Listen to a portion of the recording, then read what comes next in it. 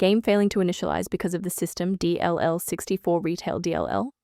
I'm Sophie Chen, a Windows system specialist. Let's sync your multimedia environment and get you back to gaming. Don't let system DLL64 Retail slow you down. The automated repair toolkit is available in the description. This DLL file is a core library associated with the engine logic of certain OAA games, like those from Remedy.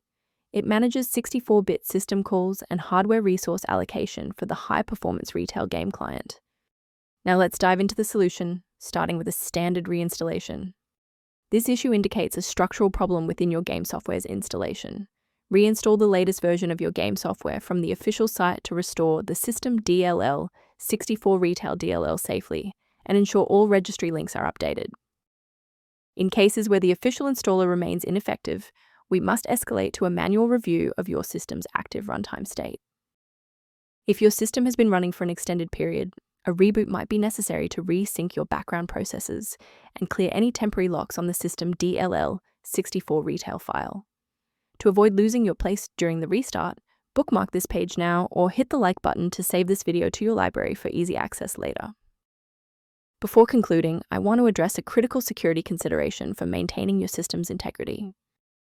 Be aware that manual fixes for the system DLL64 Retail DLL often create more problems than they solve.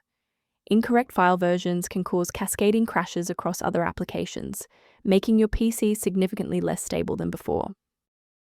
To complement these security best practices, you may want to consider using a diagnostic resource to help manage your system's library references.